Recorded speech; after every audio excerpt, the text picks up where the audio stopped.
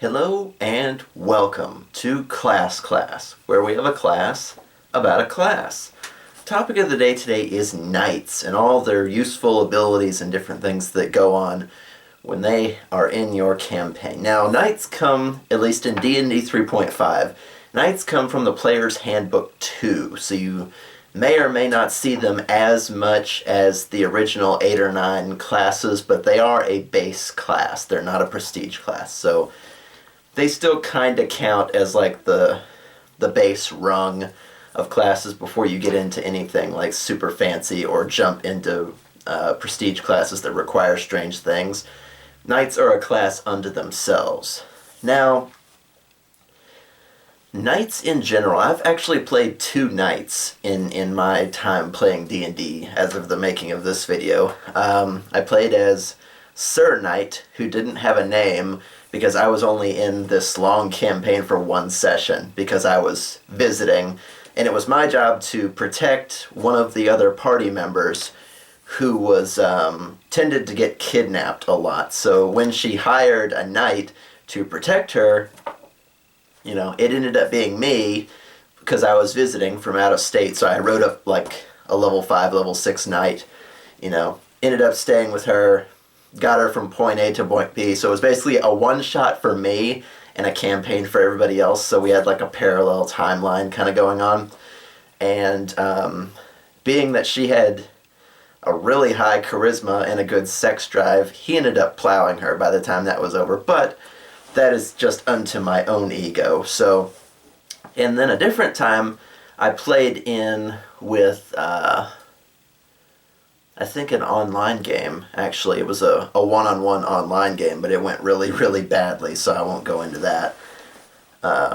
Taking that knight from like level 5 to level 9. So I've seen like a range of what knights are capable of, at least up through mid-game.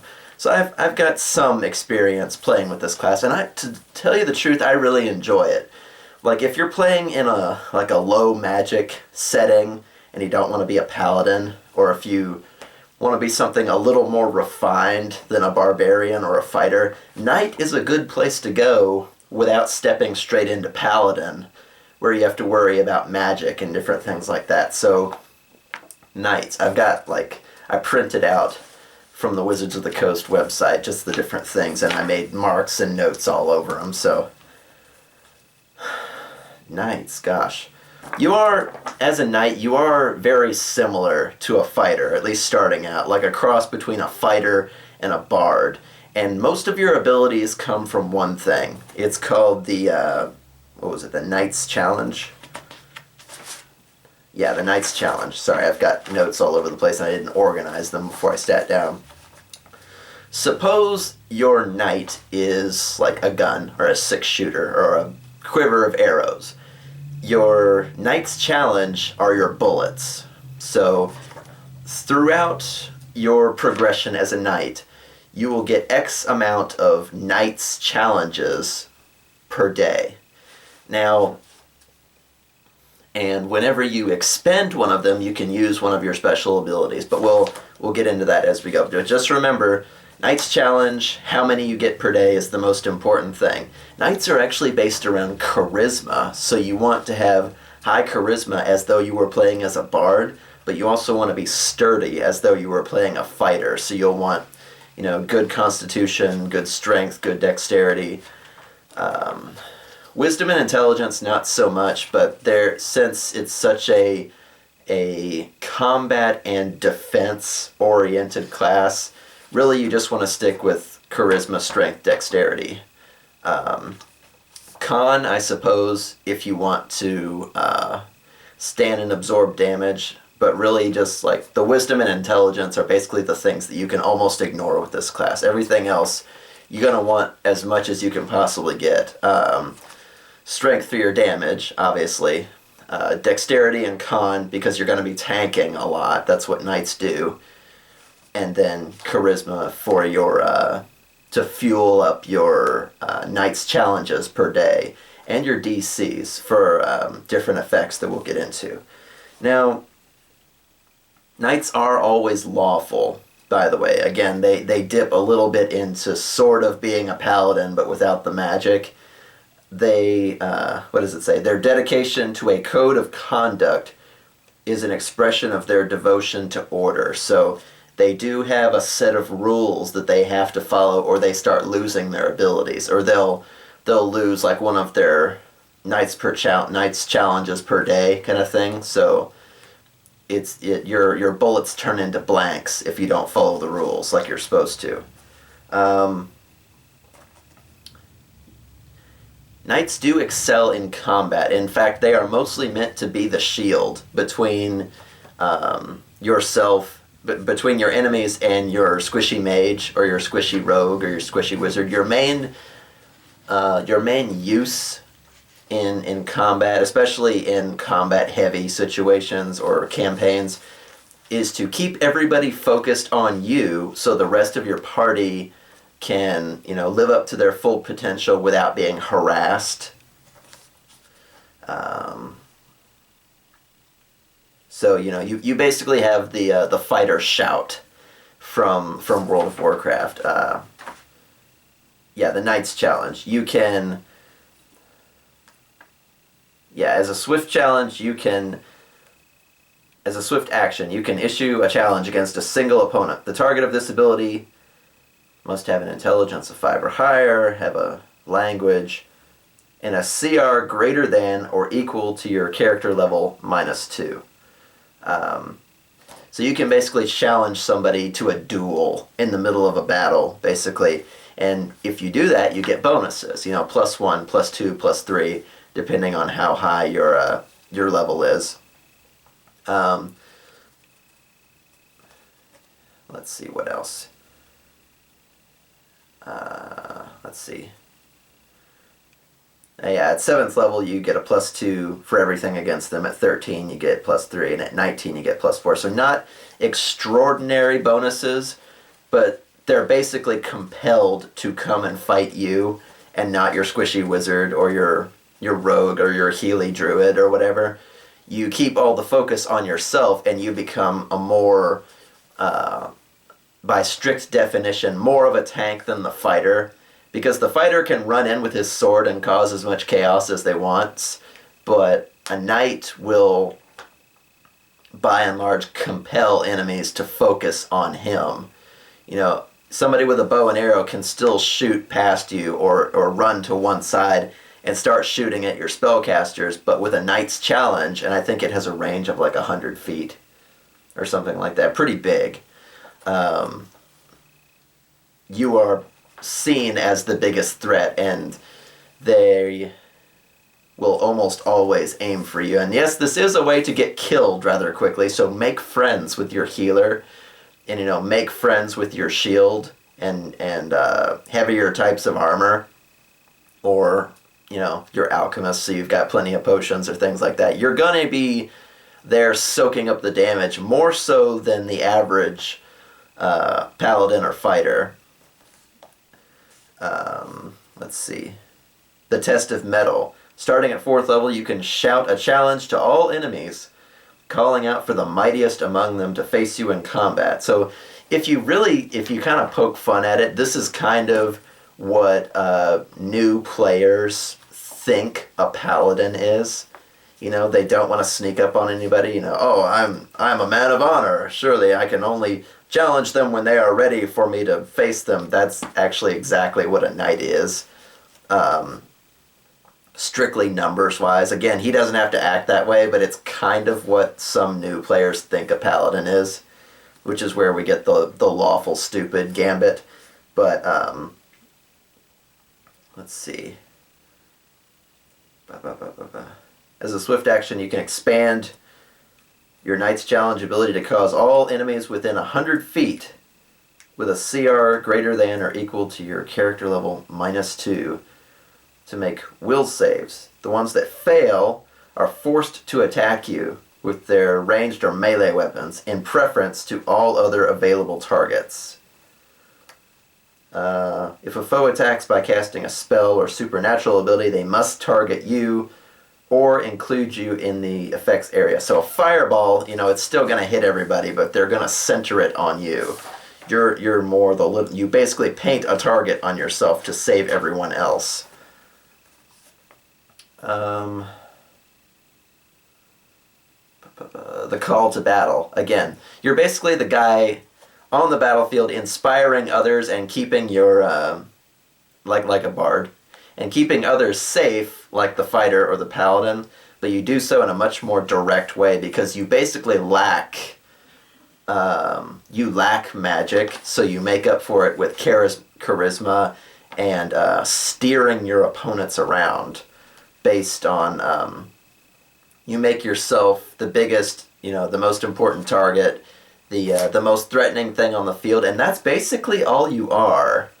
If you really think about it, you have hopefully the thickest armor and the most health, and if you make yourself appear to be the most threatening thing on the battlefield, your opponents will waste all of their actions and all of their turns trying to take you down first, while the ranger is climbing up the tree for a good sniping spot, and while the rogue is, clogging down, or, chucking his invisibility potion and sneaking around for the sneak attack, or while the wizard is preparing that super fireball that takes 3 turns to charge up or whatever have you. You're basically a distraction, and you are, and I know that kind of sounds boring because you are the literal interpretation of the battle turtle. You stand there and you take it so everybody else can do other stuff. But it's not a bad role because, again, you've got your Knight's Challenge to challenge somebody directly and get all the bonuses against them, or make others suffer penalties. So you can challenge one guy and get all the bonuses and fight him, while everybody else is like shooting at you and trying to beat you over the head and probably not getting through your armor based on all the penalties they're getting. And you become the wall, or the boulder that nobody can really crack while your party members are helping everybody else, or while your party members are helping to kill everybody. What else?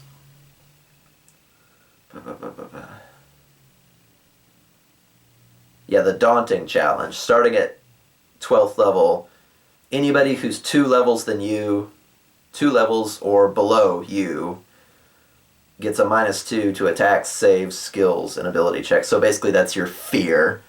All World of Warcraft. That's your debuff that goes for 100 feet. What is really 100 feet?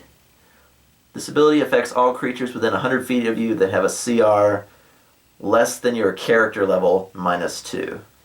Targets must be able to hear you, speak, or understand a language of some sort. Oh, it doesn't say your language. It just says a language. And have an intelligence score of 5 or more. All targets that meet these conditions must make a will save or become shaken. And shaken is the -2 to a bunch of things. It's not as bad as sickened or scared or anything. It is a fear effect at the end of the day, but it's still a -2, and that's not bad. That could be the difference between a crit and a miss.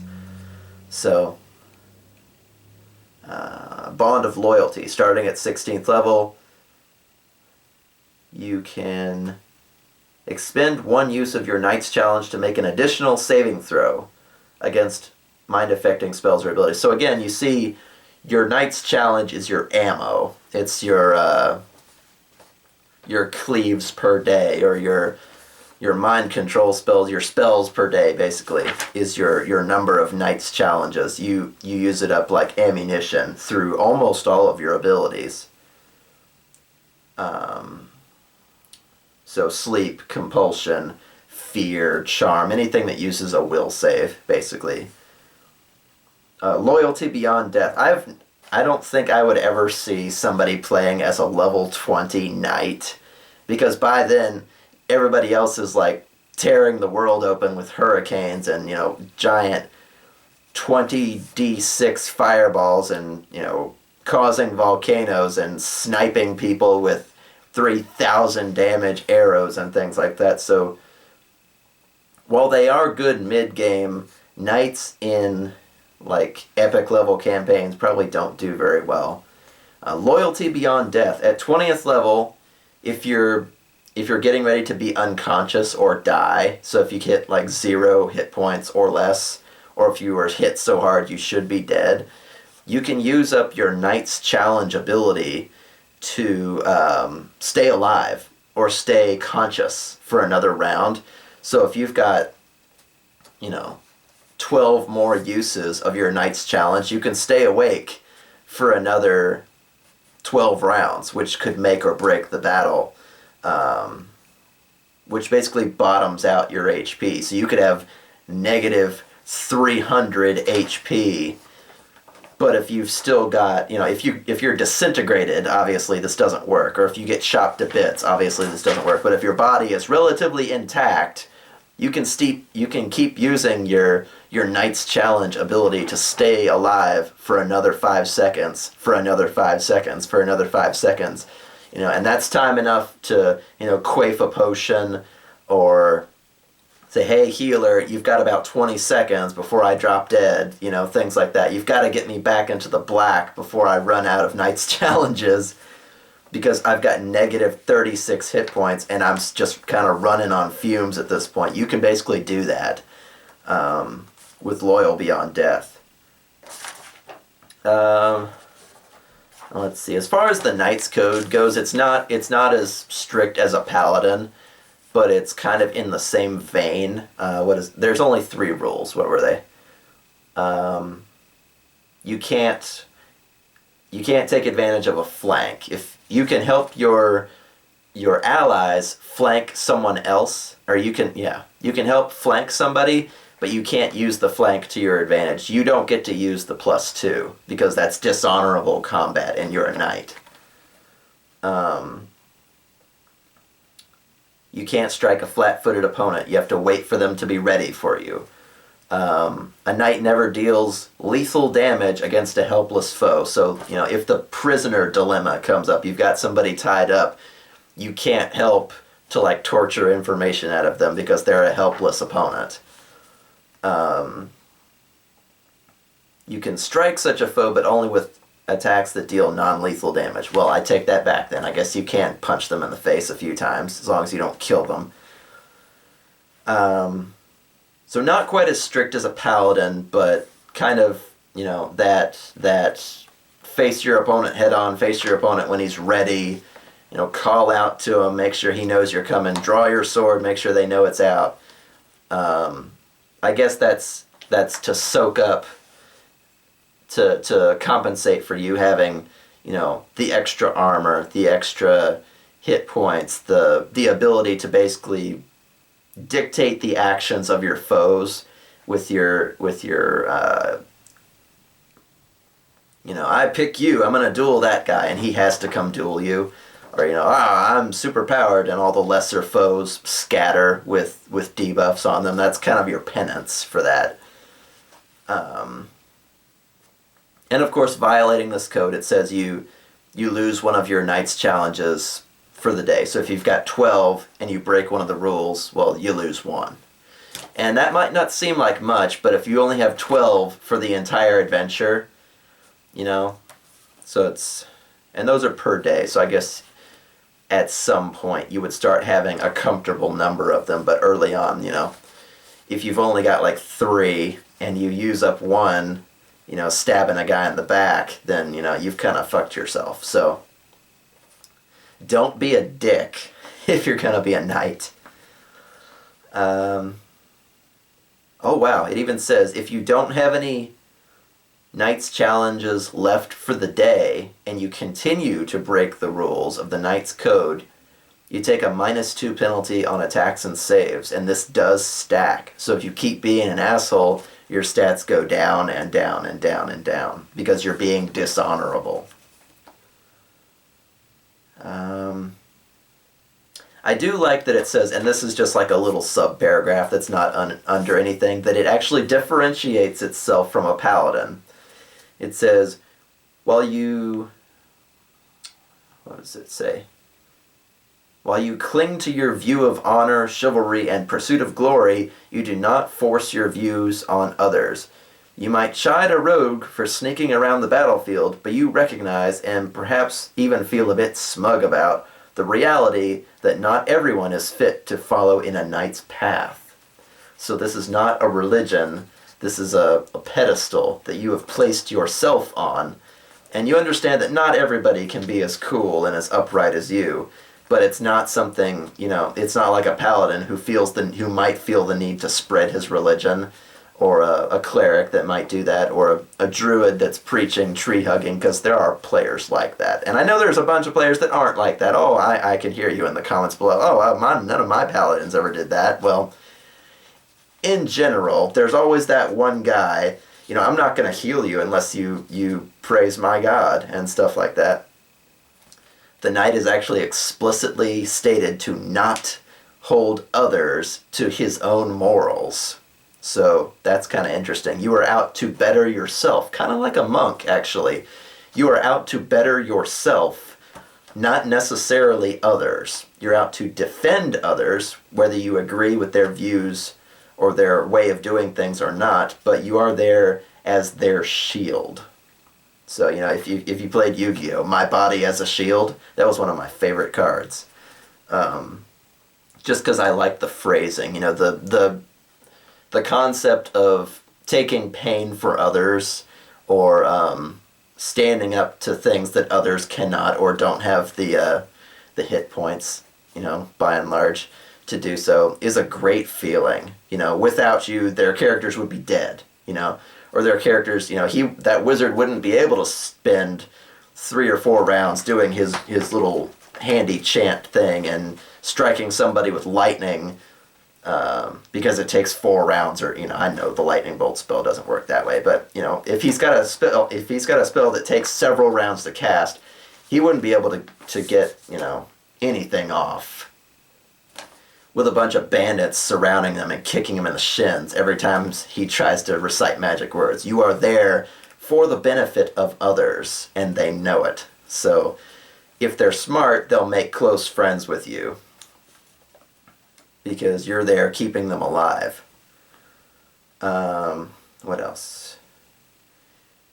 Mounted combat. At 2nd level, you gain mounted combat as a bonus feat. So you might have a horse, so you could go in and do like jousting and cool stuff like that. I love mounted combat because you're so mobile, and you've got, you know, if you've got a horse or a pony or whatever it happens to be, they've got saddlebags, so you don't have to carry all your crap all the time.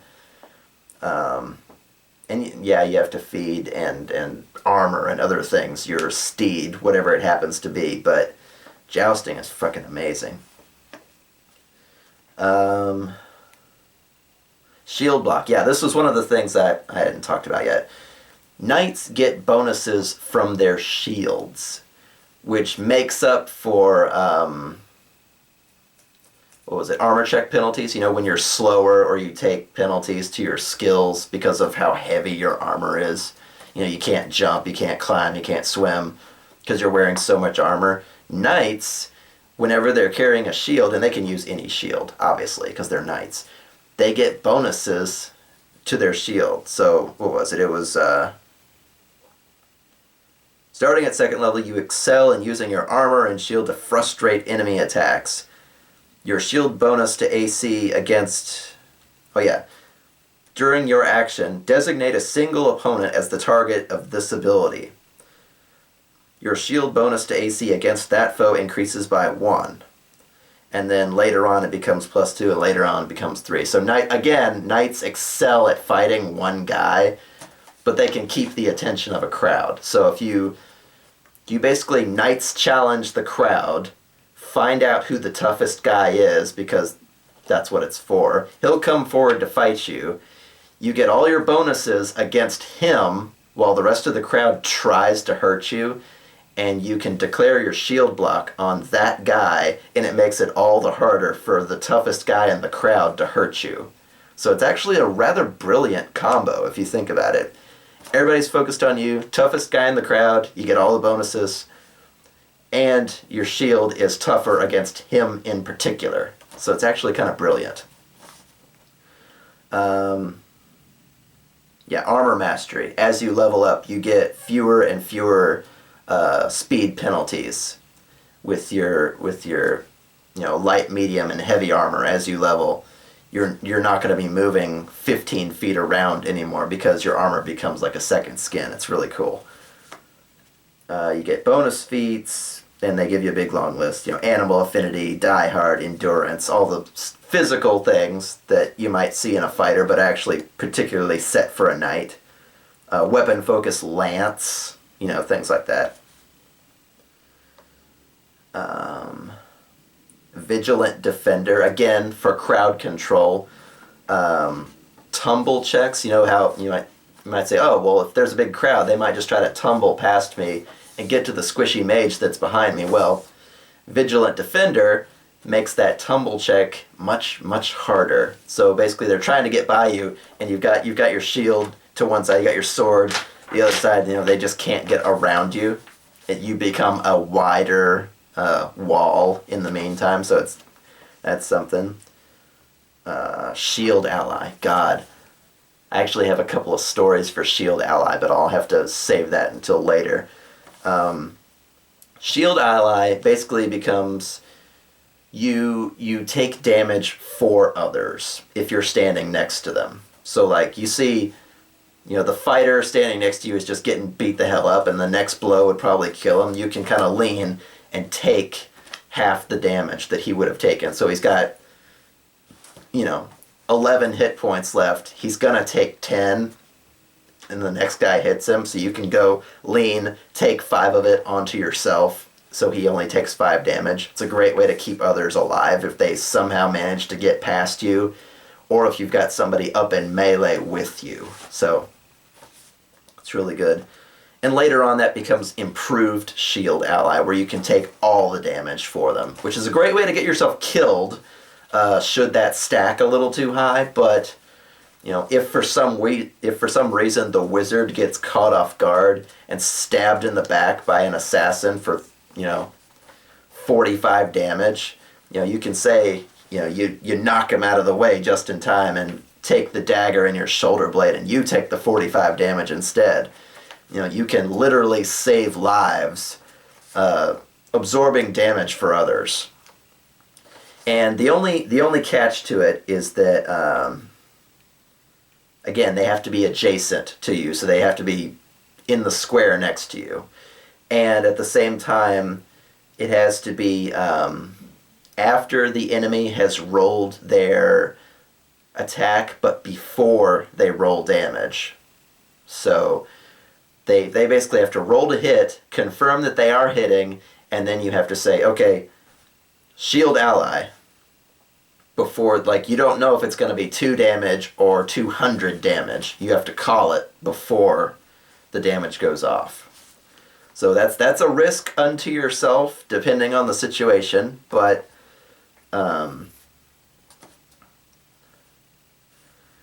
that is for you to call, being the party tank. And it doesn't work with spells. It's only with physical attacks. So like if a dragon breathes fire, you can't knock somebody a little bit to the side and have them not get burned. It has to be, you know, claws, teeth, and wings. It has to be sword, arrow, axe, what have you. It doesn't work with spells.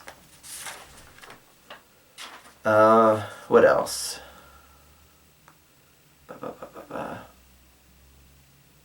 Impetuous endurance. Yeah, they don't roll ones anymore. And this is like 17th level, so you never see this. But with impetuous endurance, you can roll and then roll a 1, but it's not considered a failure. You could still fail, if your bonuses and other things get added to it, but rolling a 1 as a knight is no longer considered an automatic failure, which you never know.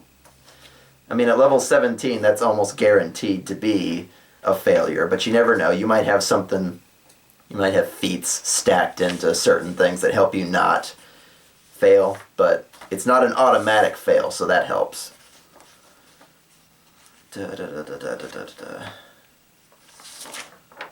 So that's basically knights. You're the wall, you're the damage sponge, you're the crowd control guy. You shout at people to either inspire or to give them penalties. You can locate the most dangerous guy in a crowd of enemies and take him unto yourself instead of having him or her focus on anybody else. So you're basically the guy that draws a target on your chest, but you can take it because you're the knight, and that's your job. So what else? I have several knight stories, but I should probably save those for my other show, D&D Stories, when that comes up. But yeah, I guess that's really all I have to say about knights. I mean, we ran through all of their crunchy number stuff, but you just remember you are a defensive role. You are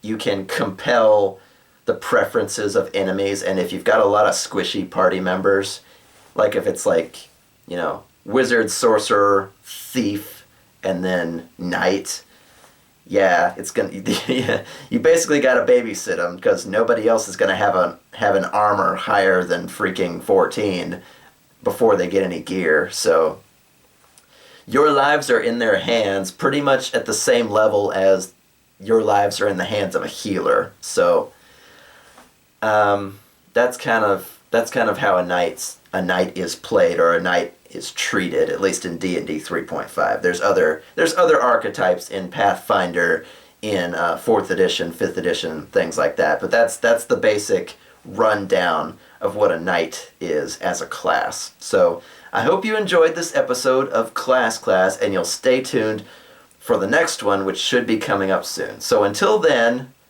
keep gaming.